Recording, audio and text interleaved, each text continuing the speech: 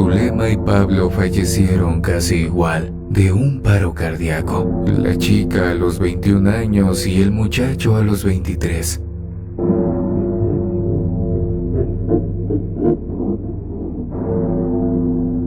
¿Están listos para esto?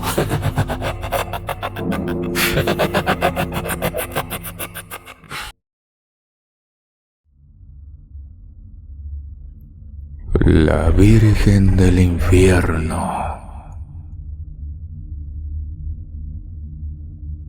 Soy originario de un pueblo pequeño, ubicado a orillas de Sonora. En el tiempo en el que me pasó esto, no figurábamos en el mapa y hoy en día tiene otro nombre. Claro que ya no vivo en ese sitio. Salí por motivos de trabajo y no regresé más que de visita. Mi nombre es Faustino y en una ocasión, después de terminar la misa a la que íbamos todos los domingos mi familia y yo, unos niños empezaron a gritar cerca del altar. Sus alaridos retumbaron por la capilla y sus gritos cesaron de golpe cuando los chicos se desmayaron. Fueron 3, Zulema de 8 años, Mario de 7 y Pablo de 8 también. Yo los conocía, eran mis compañeros en la escuela. Zulema siempre estaba en el cuadro de honor, era una de las niñas más inteligentes de todos los grados. Mario era un niño muy tímido, casi no hablaba con nadie. Él iba en mi grupo y aunque no era mi amigo, se podía decir que lo conocía muy bien. Así que no me cabía en la cabeza que hubiera participado en una broma con los otros dos. Por último, Pablo era un chico alto y delgado. Se veía mayor para su edad, pero también era algo extraño. Solía tardar mucho en responder y a veces se quedaba mirando a un punto fijo. Probablemente padecía los efectos del famoso déficit de atención, solo que en el pasado la gente no sabía casi nada al respecto. Teniendo el panorama de los niños involucrados, les puedo asegurar que nadie comprendió por qué se pusieron a gritar cuando los 3 cayeron lánguidos en el suelo.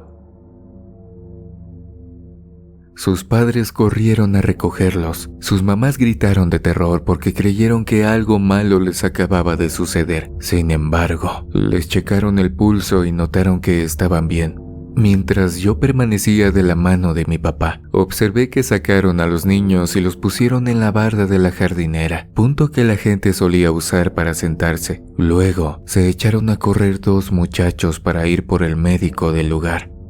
El señor Tadeo. Él a sus 60 años salió de su casa y se movió tan rápido como sus huesos viejos le permitieron para ir a ver a los infantes. En cuanto llegó a la iglesia sacó varios aparatos, escuchó el corazón de los niños, midió su pulso y apenas se sintió seguro de revelar su diagnóstico, les informó a los padres que solo estaban desmayados. Más bien dormidos. Los padres, por supuesto, le imploraron que les dijera qué ocurrió. Sin embargo, el hombre no pudo responderles. El único consuelo que tenían era que sus hijos estaban clínicamente bien. Entonces, ¿por qué no despiertan?, preguntó uno de los padres con angustia. El médico dijo que no sabía, que si vieron algo que los impactó, recuperarían la conciencia en 1 o 2 horas. Aún así, les recomendó esperar un poco, cubrir a los niños para que no se enfriaran y frotarles la cara con alcohol. Al cabo de 45 minutos, Zulema abrió los ojos, se estiró como un gato que acaba de despertar, miró a su alrededor y al parecer, el recuerdo de lo que pasó le llegó de golpe a la cabeza, porque separó los párpados como si se le fueran a salir los globos oculares, y volvió a gritar. En esa segunda ocasión, sus alaridos también tuvieron palabras y lo que dijo fue: «¡La Virgen! ¡Vi a la Virgen!». Unos minutos más tarde, Pablo también recuperó la conciencia e hizo lo mismo que la otra niña. Mario, al abrir los ojos, repitió la escena. Los 3 coincidieron en que vieron a la Virgen antes de desmayarse. Así comenzó una temporada llena de incertidumbre en ese pequeño pueblo, donde nada pasaba.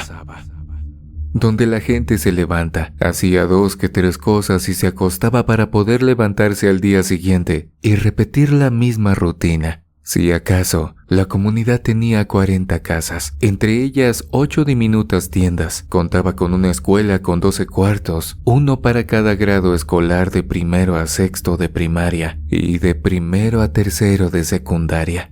Los que querían estudiar más debían de trasladarse a la ciudad más cercana. Teníamos una clínica pequeña, apenas con lo necesario para atender resfriados, infecciones en el estómago, raspones y emergencias leves. El último inmueble que integraba la localidad era la iglesia, una edificación de adobe, alargada y pintada de blanco, con techo en 2 aguas sobre el cual se colocó un grueso madero y una cruz hasta arriba del mismo. Dentro de ahí descansaban 12 largas bancas de madera pulida, en la cual se acomodaban hasta 50 asistentes. Las puertas de doble hoja se encontraban alineadas con el altar, el cual estaba colocado sobre un piso elevado. El altar constaba de una mesa robusta y un armario en el que guardaban el vino, el pan y las hostias. Luego se encontraba la pared del fondo, tapizada con varios cuadros de distintos tamaños, mismos que tenían plasmados a diferentes santos, vírgenes y episodios bíblicos. Por último, puedo mencionar que había 2 crucifijos grandes, uno a cada lado de la mesa. El sacerdote, que en aquel tiempo se llamaba Joaquín, formaba parte del escenario porque llevaba décadas oficiando misa en el pueblo, también bautizando, presentando, confirmando y casando a los pobladores. También era quien se encargaba de hacer las ceremonias en caso de un fallecimiento. La zona no tenía nada en particular, ni éramos un sitio religioso ni fervoroso en cuestiones de la iglesia. Por eso resultó inverosímil que 3 niños aseguraran haber visto a la Madre de Dios, a la Virgen de Guadalupe en la capilla. De cualquier modo, la gente del lugar, en cuanto escuchó lo de la Virgen, se fue a meter al recinto, encendió decenas de veladoras y puso un montón de ramos con flores recién cortadas. Para esa misma tarde, me acuerdo de que la iglesia y el padre no se daban abasto. Ya había veladoras hasta en la zona exterior del edificio. La gente del pueblo ya había estado cerca del altar, pero les contaron a sus familiares lo sucedido y ellos le pasaron la información a más personas, así que pronto se juntó una muchedumbre. El barullo sobre la aparición de la Virgen María en nuestra comunidad creció a niveles insospechados, pero algo era muy extraño, y es que los niños que la vieron no parecían compartir la dicha de los demás. Después de despertar, volvieron a gritar y lloraron aterrorizados hasta que sus padres se los llevaron a sus casas. Más adelante, a pesar de que la iglesia estaba en su mejor momento,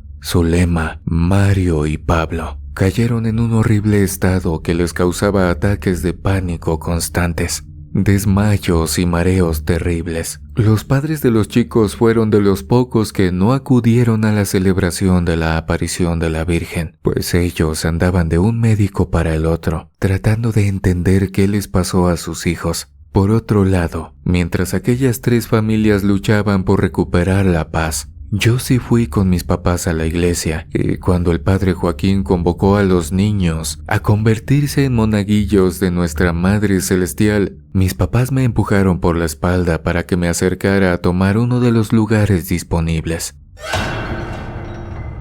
Yo, por supuesto, lo hice, pero en mi cabeza algo me decía que no estaba bien. ¿Por qué querría unirme a una cosa donde mis compañeros de escuela sufrieron algo feo y ahora se encontraban muy mal?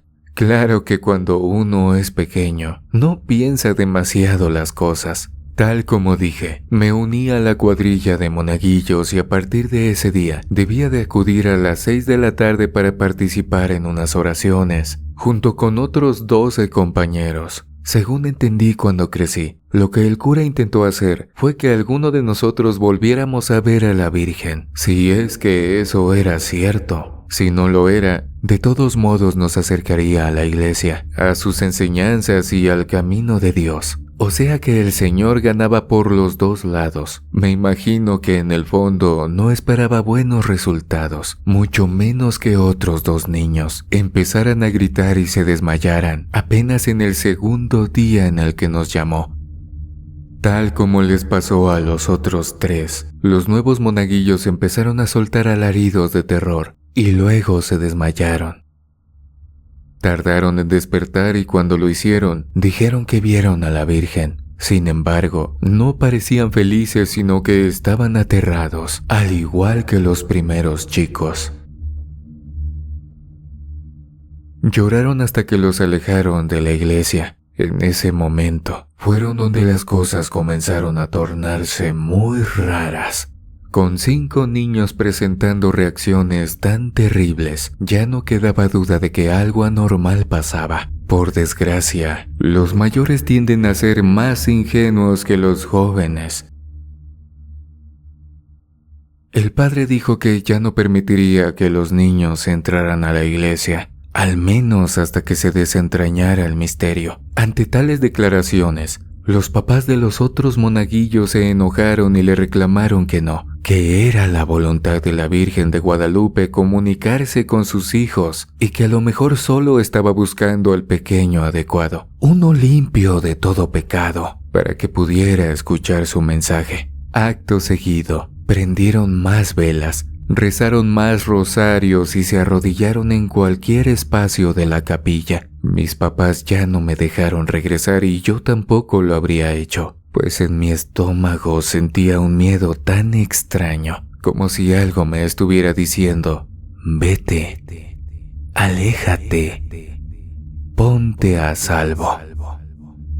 No pasaron ni 2 días cuando otros 3 de los chiquillos, que formaban parte de la improvisada cuadrilla, cayeron desmayados. Uno de aquellos fue mi amigo Gustavo, cuyos padres al enterarse corrieron a la iglesia, lo abrazaron y le dieron gracias a la Virgen por haber tocado a su hijo menor. Él, cuando recobró la conciencia, pataleó, empujó a sus papás y huyó con el propósito de volver a su casa. En esa ocasión, debido a la gritería, yo también caminé hacia la capilla y por eso me encontré a Gus. Lo vi de lejos corriendo como si detrás lo fuera correteando un monstruo. Entonces me paré frente a él y le hablé. Le dije: ¿qué te pasa, amigo?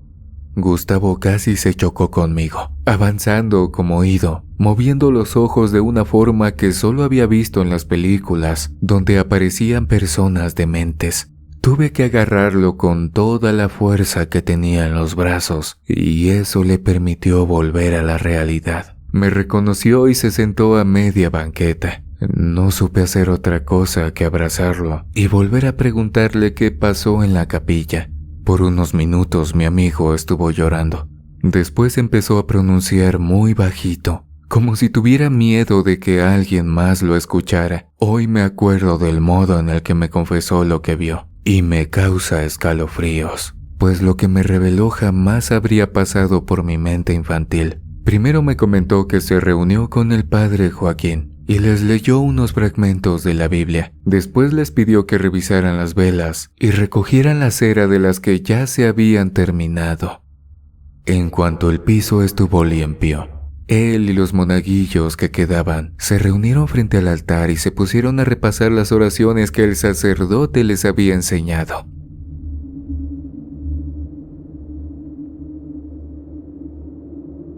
Él y otro niño percibieron algo insólito, una brisa helada que los recorrió de los pies a la cabeza.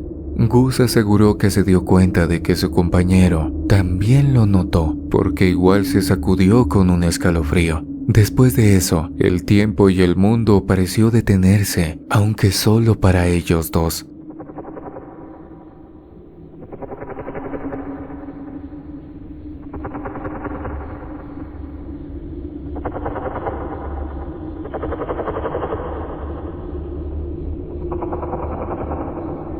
Enseguida oyeron que detrás de ellos se arrastraba algo y cuando voltearon vieron que se trataba de un velo muy parecido al que por lo regular le dibujan a la Virgen María, azul o verdoso y con estrellas. Gustavo me juró que intentó huir, mas no pudo mover las piernas ni un poco. Esa parálisis lo obligó a seguir mirando y pronto notó que el manto cubría a otra cosa, esa cosa que en realidad era lo que se arrastraba, pero no se veía si era una persona o un animal.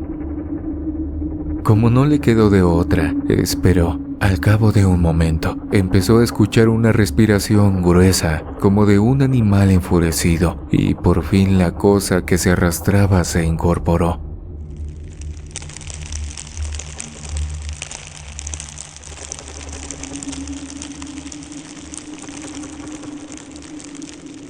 Mi amigo vio que debajo del precioso manto se movía un ser desproporcionado, un huesudo, de piel rojiza, con un hocico como de perro y ojos totalmente negros.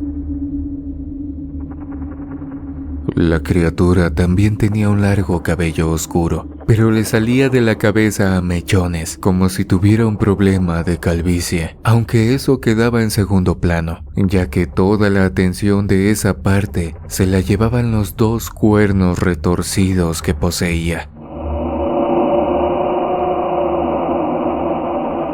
Al instante, Gustavo supo que estaba viendo algo que no pertenecía al mundo real. Se dio cuenta de que sus ojos contemplaban una escena prohibida, pues su lengua percibió un repugnante sabor a azufre. Los oídos le picaron, los ojos le lagrimearon y su nariz aspiró un aire tan helado que le dolieron los pulmones. Creyó que estaba perdiendo la vida. Todo aquello me lo contó sin poder dejar de temblar, por eso no dudé de sus palabras. Durante un rato lo dejé llorar a mi lado, así nada más. Permanecí en silencio hasta que desahogó su miedo. Luego suspiró profundo, se levantó y empezó a caminar hacia su casa. Lo primero que intenté hacer después de que Gus se alejó fue correr a la iglesia para decirle a la gente lo que en realidad estaba pasando. Pero a medio camino pasé por la casa de Zulema y decidí tocar a ver si me dejaban pasar. Se asomó su mamá, misma que se sorprendió por mi visita, pero me abrió y me dijo que ojalá pudiera animarla. La niña se hallaba en su cuarto. Me presentó su madre y me dejó un momento a solas con ella. No pude reconocer a Zulema. En la cama se encontraba una persona distinta, delgada, pálida, con los ojos enrojecidos y los labios partidos. No me hizo caso. Fue como si no me pudiera ver, pero yo necesitaba hablar con ella. Así que le dije, ya sé lo que viste y no era la Virgen. Eso atrajo su atención y puso sus pupilas en mí, de modo que le relaté lo vivido por Gus. Conforme avanzaba en la historia, Zulema fue recobrando el semblante y cuando acabé, se levantó de la cama y me confirmó que sí, que eso mismo había visto ella la primera vez. Ya no tenía dudas de que se trataba del diablo y no de la Virgen María. Ahora sí me fui a la iglesia, crucé la reja y me moví con lentitud entre la gente aglomerada. Luego, en cuanto llegué a mitad del patio, grité con todas mis fuerzas que los otros niños no habían visto a la Virgen, sino a un demonio.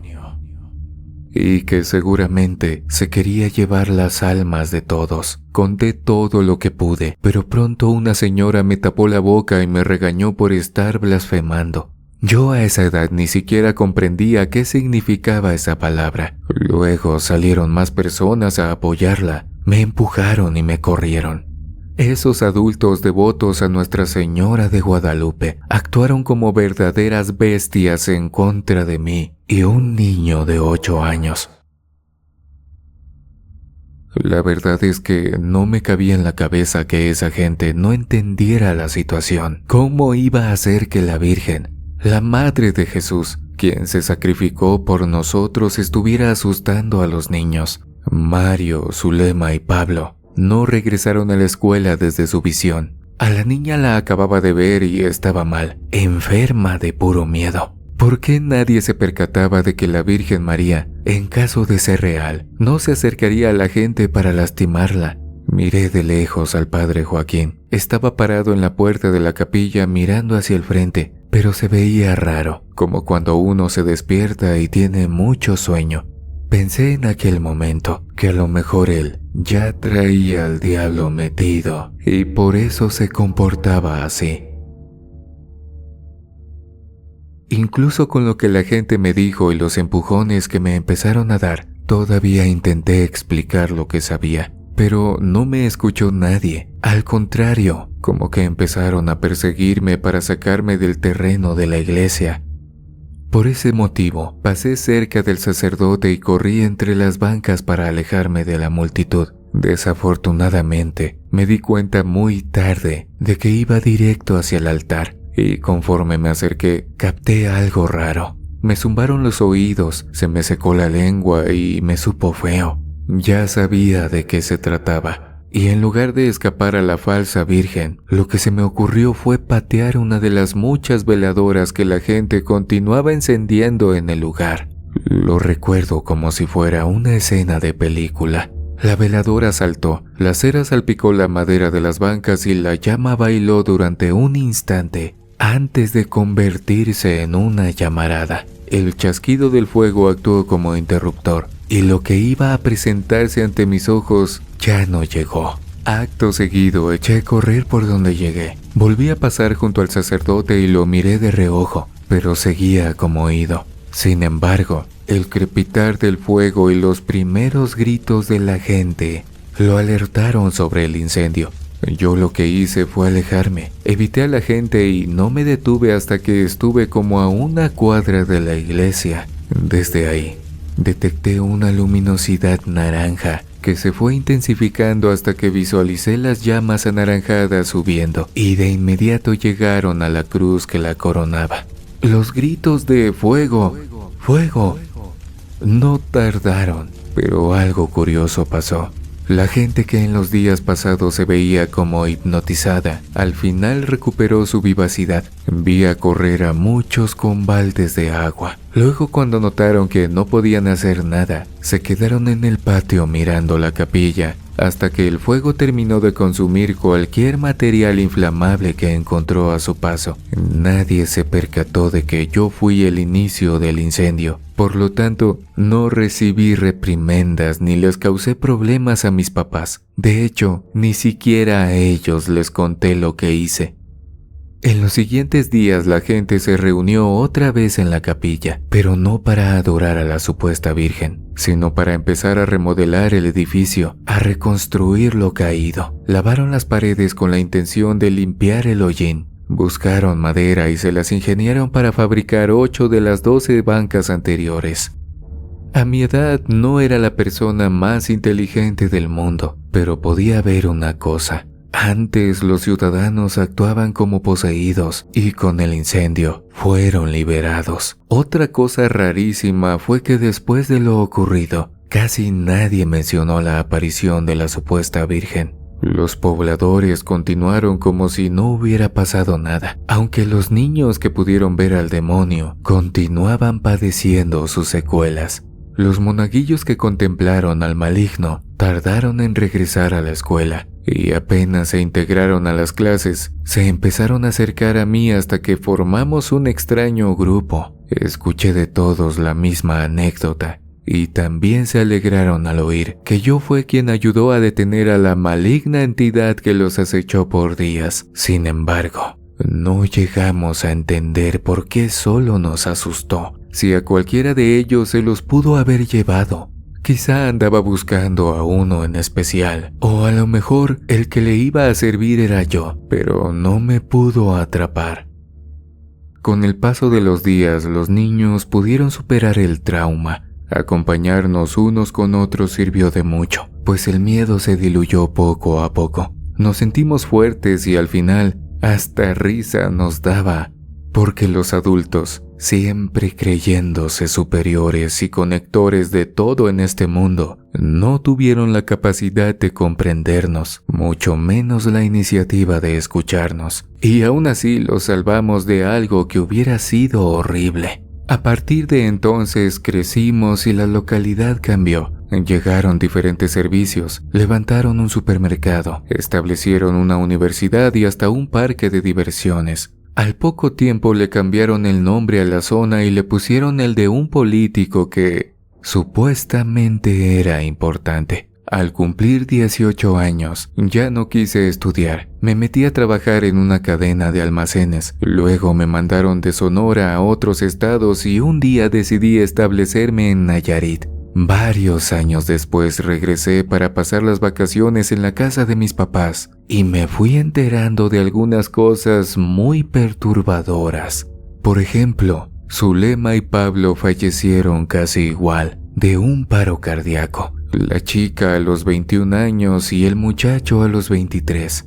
Mario un día agarró sus cosas y se fue con la intención de ir a trabajar al centro del país. Luego sus padres dejaron de saber de él, levantaron un acta de desaparición, pusieron reportes en el periódico y hasta salieron en un programa de televisión. Pero nadie les dio información sobre su hijo. Más o menos 2 años después, aunque sea para tener un lugar en el cual llorar por él, sus papás erigieron una tumba con su nombre en el cementerio del pueblo. Antes de cumplir 24 años, a punto de graduarse como licenciado en Derecho, mi amigo Gus sufrió un terrible accidente y quedó incapacitado. Lo único que podía mover eran los ojos. Según dicen, iba en su coche cuando las llantas derraparon porque el asfalto estaba mojado, ya que unas horas antes había caído una intensa tormenta, de modo que el accidente no tuvo mayor investigación. Otro conductor, al pasar por el lugar, reportó el accidente y los paramédicos lograron llegar a tiempo para estabilizar sus signos vitales, pero en el hospital se confirmó lo mal que iba. Permaneció en coma varias semanas.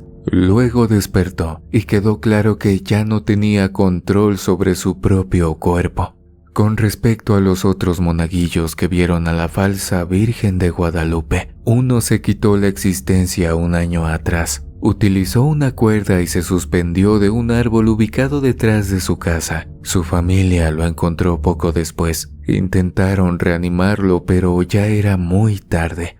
Otro comenzó a consumir cosas que no debía. Se deterioró tanto que perdió la cordura y más adelante terminó ahogándose en una alcantarilla. Al último, durante un verano más caluroso de lo normal, le picó una víbora de cascabel. A pesar de que le aplicaron el antídoto de inmediato, la pierna se le necrosó y se la cortaron. Sé que no es coincidencia, y en algunos momentos tuve mucho miedo, pero no llegué a ver a la Virgen maligna, a la Virgen del infierno. Creo que por eso sigo aquí.